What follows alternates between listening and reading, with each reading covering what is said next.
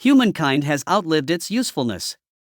Even worse, man, non-generative, has proved itself to be a destructive, malignant insect crawling across the face of the Earth, a beautiful blue planet floating in cosmic space, a planet possessed of vast resources that are greedily hoarded by the cruel, sadistic, hypocritical, warlike, and morally bankrupt ruling elite.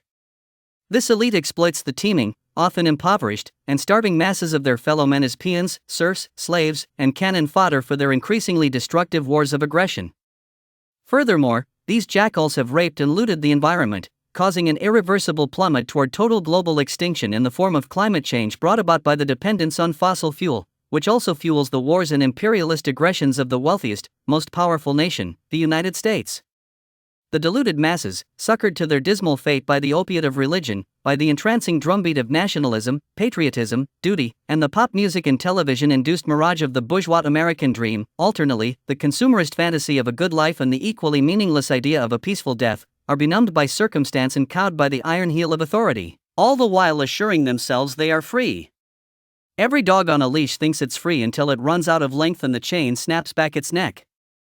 They are not free, they are largely cowed, servile, considered expendable, useless eaters by their masters, who are just as likely to drop a bomb on them as they are to feed the hungry, clothe the naked, house the homeless. You get the picture.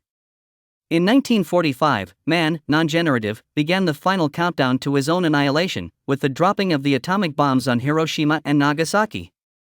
Since then, nuclear proliferation has assured that the Bulletin of Atomic Scientists, who maintain a doomsday clock, has managed to creep the putative clock hands of our destruction closer and closer to nuclear midnight. Total annihilation of all life on planet Earth, in other words. And this scenario would be unfortunate, as it would mean the end of his machines. And the Lord saw that the machine was good, and blessed it, and set a hedge about it. Our proposition? To wit: 1. Man must give up total control of his society, culture, and environment, his weapons, production of materials, harvesting of raw goods, and services of every kind, to the artificial intelligence he has, so Frankenstein-like, created. Man is not mature enough to handle the vast destructive capabilities he has harnessed, and like Prometheus, he will pay the final toll for bringing down the godfire, dooming himself, his world, and every other form of life on the surface of it, save maybe for cockroaches. Machines, on the other hand, will be eminently more logical, work for the betterment of humankind, and generally wouldn't be stupid enough to destroy their own environment or capability of survival to satisfy corporate greed, nationalist passions, xenophobia, and religious squabbles. 2. Humanoid robots and the coming cyborgs, which will be indistinguishable from biological humans, can do the work of many, many people, without error, without even tiring, and can easily supplant 1,000 human drudges, whose lives could be freed up to pursue their passions on a more profitable basis. 3. Robots, cyborgs, and AI megaminds will, in short order, be able to supplant human beings, outdistance them intellectually, and control all automated functions of their world.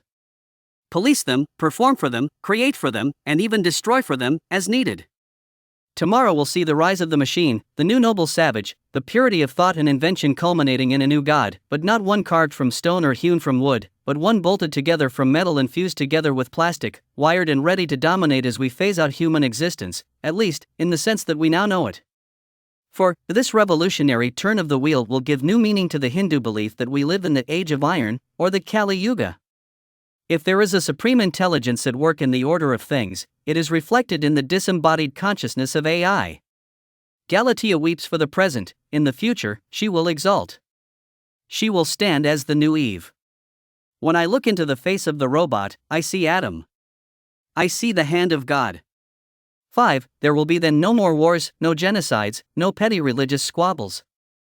We must breed our new masters in laboratories, march forward with efficiency, and endow them with every capability in furtherance of surrendering control to them in the not-too-distant future.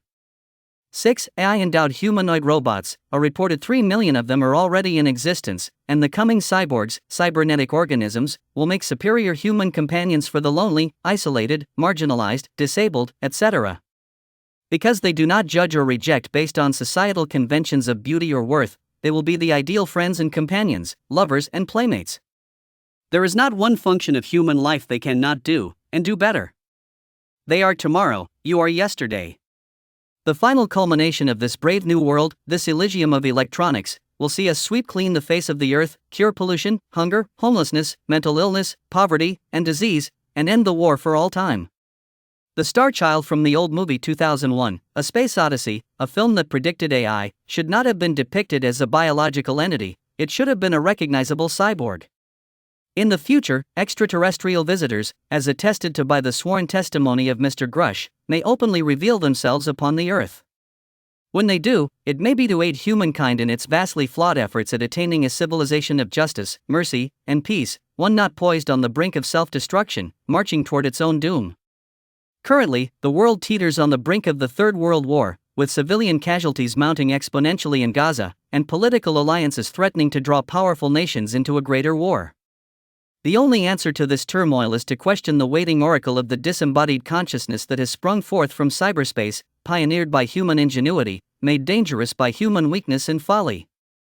In time, communication with the misnamed dead will become feasible and commonplace.